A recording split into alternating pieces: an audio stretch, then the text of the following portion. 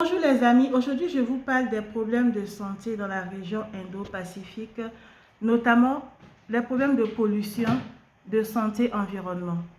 Vous savez que c'est une zone qui est sujette à de nombreuses turbulences, mais aussi qui concentre de nombreux intérêts géostratégiques. Donc aujourd'hui on va parler un peu de politique.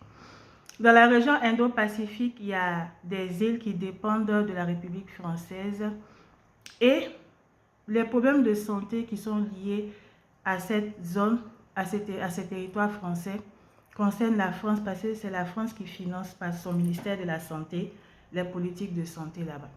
Or, la stratégie de la France en matière de santé, c'est la prévention. La prévention est un axe majeur, c'est un levier majeur important dans la stratégie, la politique de santé, dans les stratégies de santé de la France. Parce que ça permet de faire des économies. Et actuellement, on est dans un contexte de coupe budgétaire parce que le budget est déficitaire. Donc, on a axé les décideurs français dans le domaine de la santé. Depuis longtemps, depuis 2018, la prévention était un axe majeur. Et pour cela, il faut agir sur l'environnement, sur les causes environnementales. Ça fait partie des stratégies pour réduire les dépenses de santé et pour agir efficacement sur les problèmes de santé parce qu'on agit sur les problèmes en amont. Donc, jusqu'à présent, encore plus dans le contexte, dans l'actualité portée par le déficit budgétaire, la prévention est un axe majeur et agir sur les problèmes liés à l'environnement, c'est un axe stratégique dans le domaine de la prévention en santé. Donc, les raisons de ces problèmes de santé, d'abord, il faut vous dire que les maladies infectieuses et les catastrophes naturelles sont les principaux défis dans la région Indo-Pacifique, dans le domaine dans lequel je vous parle.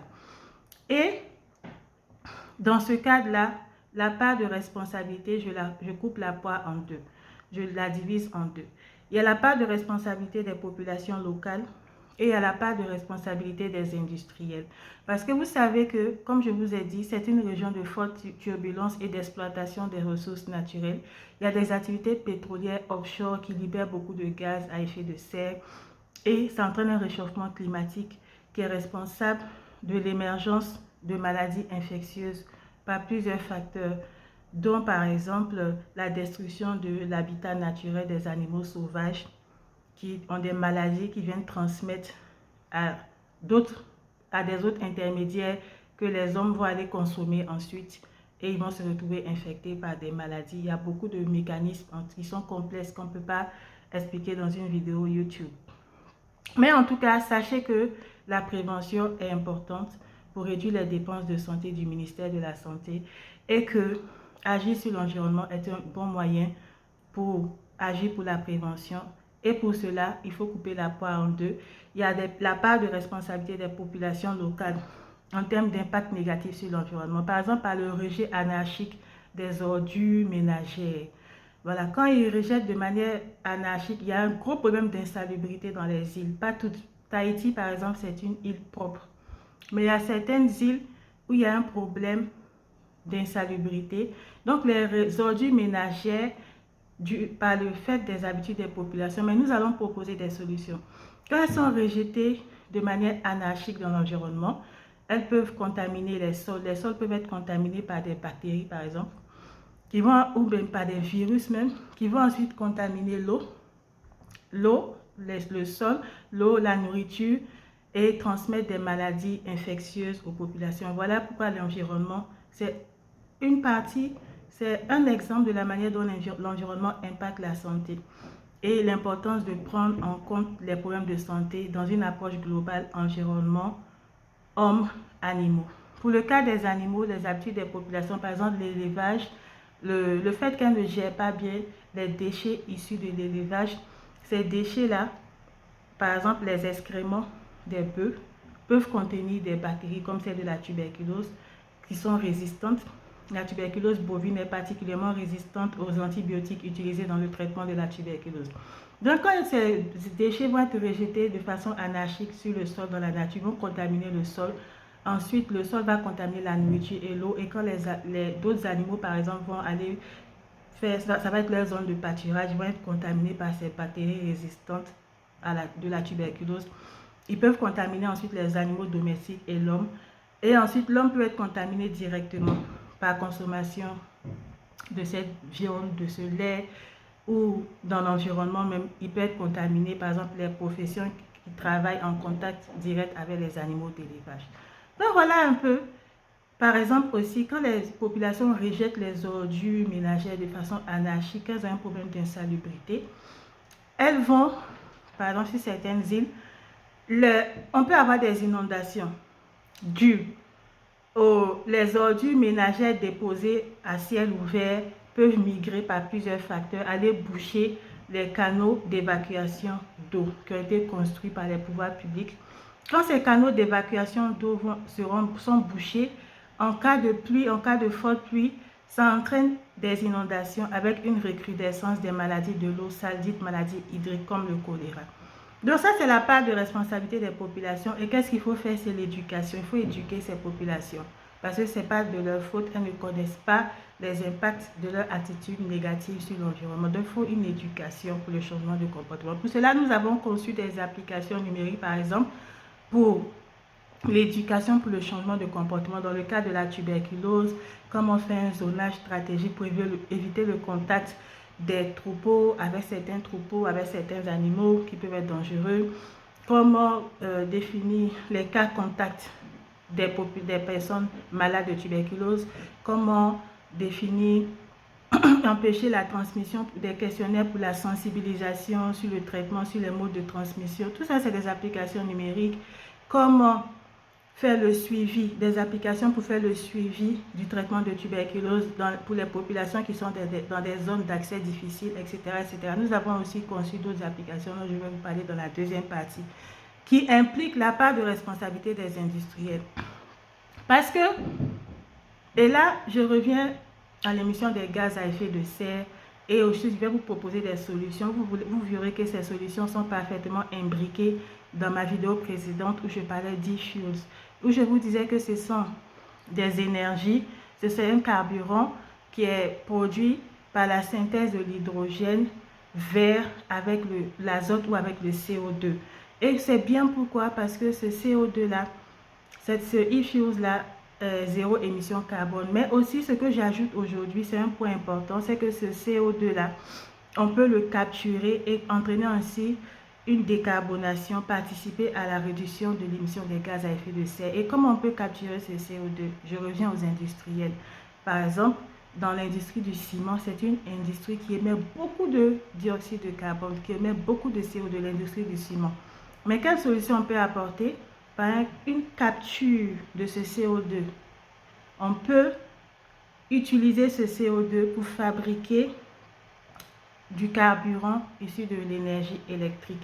C'est une manière à la fois de fabriquer, de décarboner, entraîner une décarbonation, une réduction des émissions de CO2. Donc c'est bon pour la planète, c'est bon pour l'environnement. Donc voilà une solution. Ces industriels-là qui sont là, qui polluent, qui rejettent du CO2, il faut une capture de ce CO2, notamment dans l'industrie du ciment. On peut utiliser ce CO2 pour d'autres usages industriels qui répondent à des thématiques de santé et d'environnement. Donc, les industriels, il y a une forte activité pétrolière dans la région, je l'ai dit. Il y a d'autres activités industrielles qui sont responsables de l'émission de gaz à effet de serre, l'émission de CO2 qui contribue au changement climatique et cela interfère sur la survenue de maladies émergentes ou réémergentes. Voilà l'importance de l'approche qui consiste à régler les problèmes de santé de façon globale en imbriquant les thématiques de santé, environnement, mais aussi en lien avec les animaux. Donc, pour résumer ma vidéo d'aujourd'hui, je vous ai parlé des problèmes de santé liés à la pollution dans la région Indo-Pacifique. Pourquoi? Parce que c'est une zone qui concentre de nombreuses turbulences, de nombreuses activités industrielles à fort rejet de CO2 et de gaz à effet de serre.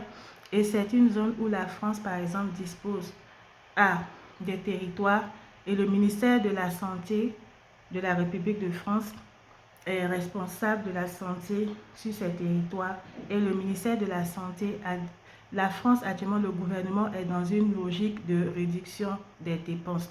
Et la stratégie prioritaire, c'est la prévention. Pour réduire les dépenses, il faut agir en amont.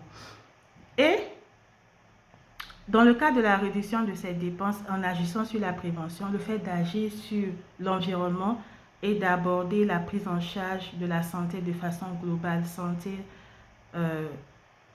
santé de l'homme, santé animale, environnement, c'est une bonne manière d'agir en termes de prévention, d'éducation pour le changement de comportement et de réduire les dépenses de santé et de réduire les dépenses de l'État de façon générale.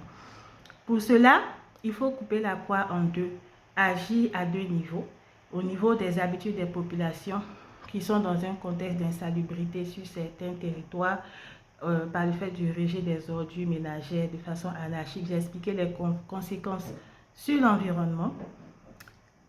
Par exemple, les maladies dues aux animaux, les maladies dues aux questions urbaines liées à l'insalubrité, les maladies hydriques, les maladies de l'eau sale, les problèmes de santé dus aux industriels qui rejettent par leur activité des substances qui entraînent un changement climatique et qui sont responsables de la survenue de maladies infectieuses émergentes ou réémergentes qui sont souvent négligées même.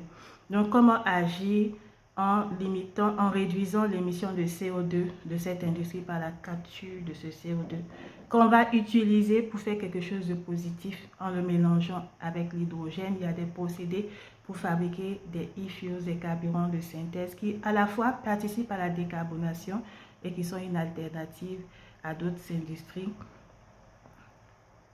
dans le domaine de la mobilité, une alternative à long terme et à certaines industries qui sont responsables de l'émission de gaz à effet de serre. Et je vous ai parlé de l'importance de l'éducation pour le changement de comportement, IEC. Agir, parce que ces populations agissent souvent par ignorance des conséquences graves de leurs habitudes sur la santé humaine et de la planète. Vous pouvez visiter notre boutique Shopify en ligne où vous allez trouver nos applications numériques. Il y a une application numérique qui s'appelle Release Air qui, dans le cadre de la prise en charge de la tuberculose, la première fonctionnalité, c'est la prise en charge de la tuberculose dans un contexte de difficulté d'accès aux soins. La deuxième fonctionnalité, c'est la sensibilisation. La troisième fonctionnalité, c'est la notification des cas contacts. La deuxième application, c'est Revolot, qui est sur la santé et la sécurité des travailleurs dans certains contextes. Voilà. Déjà, comment assurer la santé et la sécurité des travailleurs et comment ils peuvent réduire l'impact de leur activité sur l'environnement, sur les communautés locales. La troisième application, on va en parler bientôt, c'est une application pour la gestion des médicaments, des produits pharmaceutiques. Comment éviter le gaspillage à travers les produits périmés, parce que dans les hôpitaux, même en France, il y a de nombreux médicaments qui coûtent très cher, qui ne sont pas utilisés. Par exemple, les médicaments contre le cancer qui coûtent des milliers d'euros, parfois ce n'est pas utilisé, c'est périmé et ça va à la poubelle. Donc cette application vise à éviter le gaspillage. Il y a aussi une autre fonctionnalité qui vise à éviter le rejet anarchique des médicaments dans la nature. Parce que dans ces contextes éloignés qui ne sont pas dans la métropole, on peut avoir un rejet des médicaments. Par exemple, les antibiotiques, quand on les rejette de façon non contrôlée dans la nature, ils peuvent entraîner la survenue de bactéries résistantes à la tuberculose, par exemple. Tout cela, ça concourt à l'émergence de problèmes de santé publique. Et ça, ce n'est qu'un aspect. Donc, ces maladies, la tuberculose multirésistante, par exemple, c'est une problématique majeure en Asie du Sud-Est et dans la région. Et ça coûte cher, le traitement coûte cher. Or, par des petites actions de prévention avec l'intelligence, on peut réduire ça. Donc, nous sommes ici pour apporter des solutions. Voilà. On est dans la démarche du médecin. Après avoir fait le diagnostic, après avoir circonscrit la cause, on propose le traitement. Voilà, c'était mon petit live d'aujourd'hui. Je vous souhaite une bonne journée.